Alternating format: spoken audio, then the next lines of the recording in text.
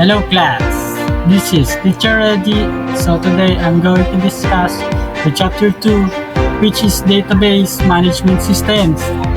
I hope you listen carefully and also you learn something today's topic. Let's go!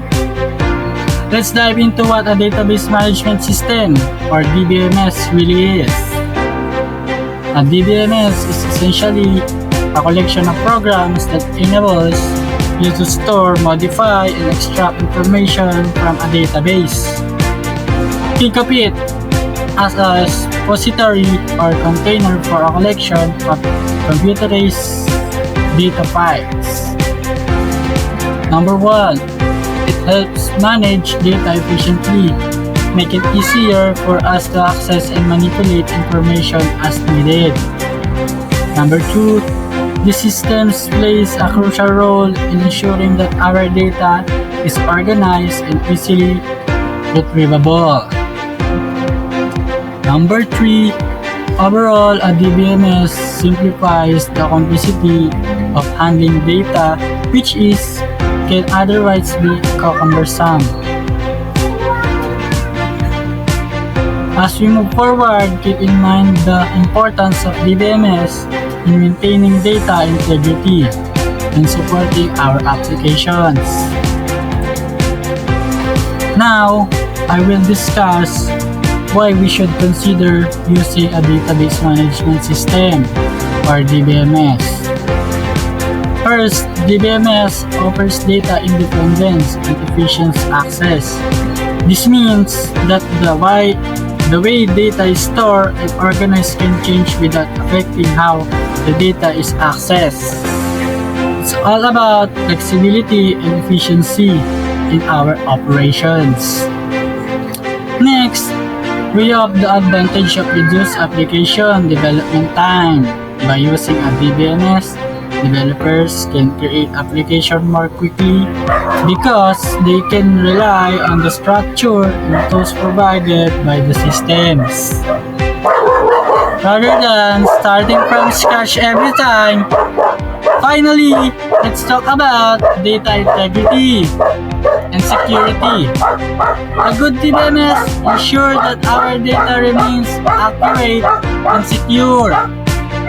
Allows us to set permissions so that users can only access the information they needed, protecting sensitive data from authorized access.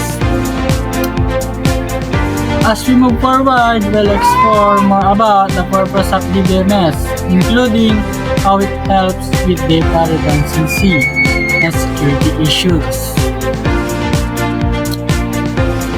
Are you ready to see how these systems tackle these challenges? Let's go! Purpose of DBMS.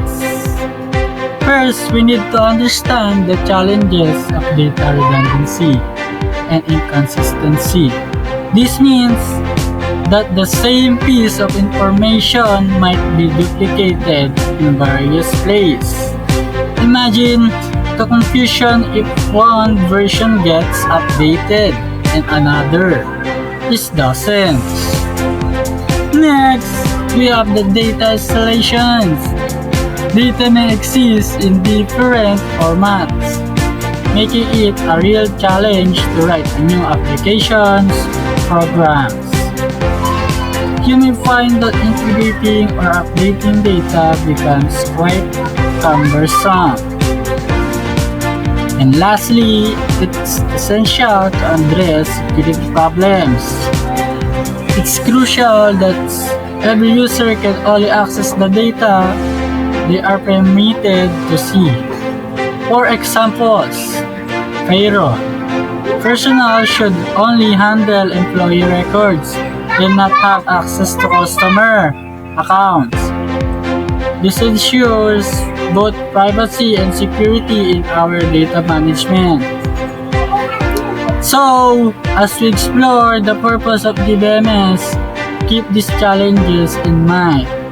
They shape how we design and implement our database systems.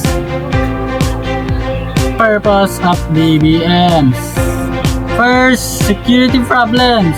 It's crucial that every user can only access the data permitted to see. For example, payroll personnel should only handle employee records completely separate from customer accounts. Similarly, tellers should only view accounts data. This ensures confidentiality and protects sensitive information. Next, we have integrity problems. Data integrity refers to the accuracy and consistency of data over its life cycles. Sometimes, sensitive data must meet specific contents. For instance, if we have rules that stipulate certain employee qualifications, the database must ensure these rules are upheld. These challenges demonstrate the vital role of DBMS plays in maintaining both security and integrity in our data systems. Now, let's move on to explore the 3 levels of DBMS architecture. 3 levels of DBMS architecture. First, we have the internal level. This is where the schema comes into play, defining the logical records in relationship from internal perspective. It houses user view the data. Next, the conceptual level. Here, we present the entire database.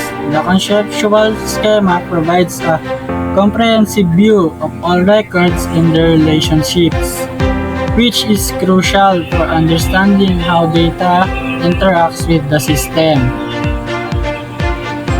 Lastly, we have the internal level.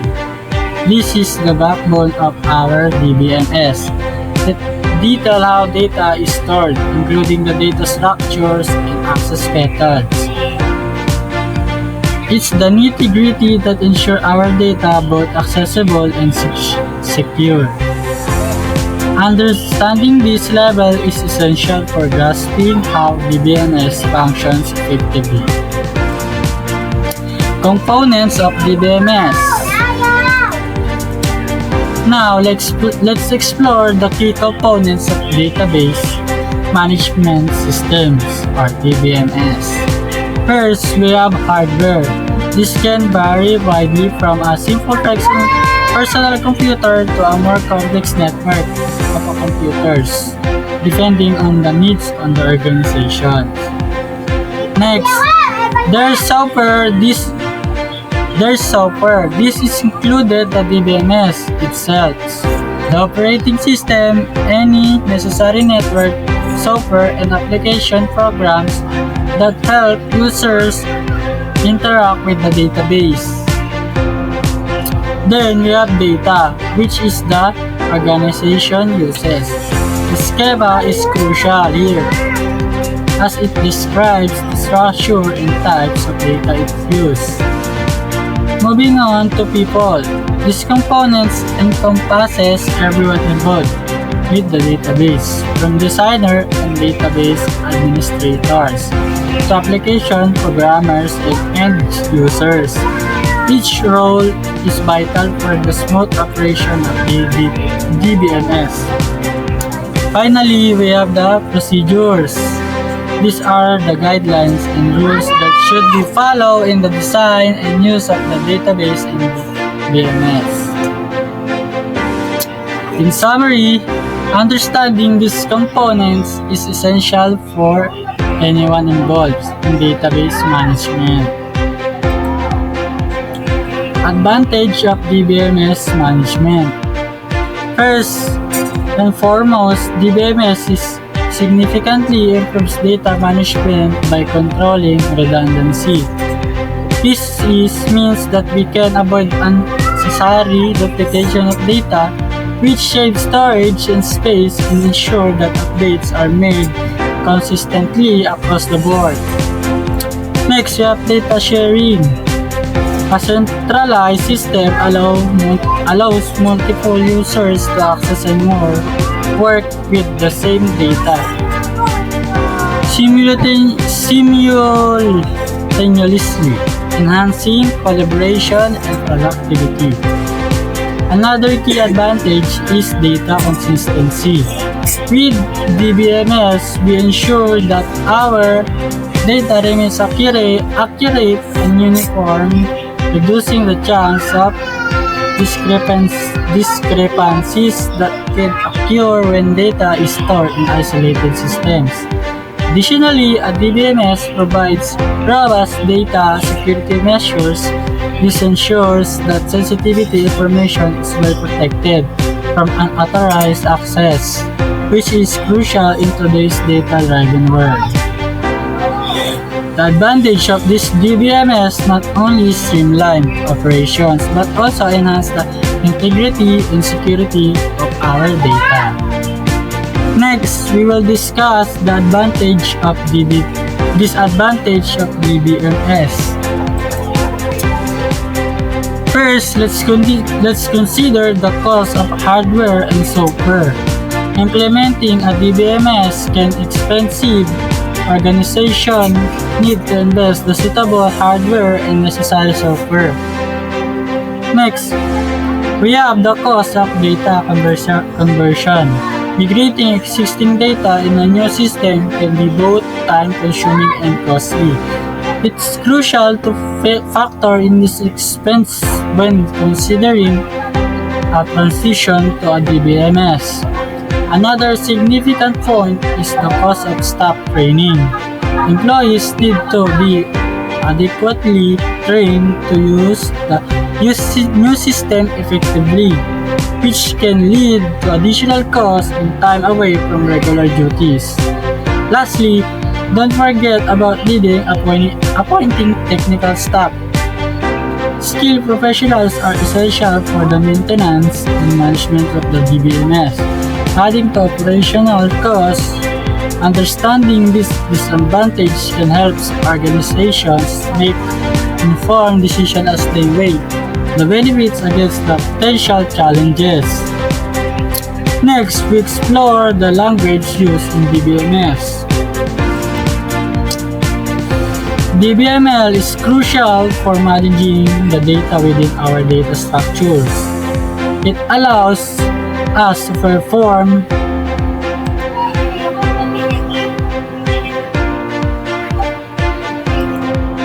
let's continue. DDL is essential because it defines the structural schema of database. It's like laying the foundation of the building. Here are some key DDL statements. Number 1, create. This is used to create object in the database. Think of it as establishing new structures. Alter.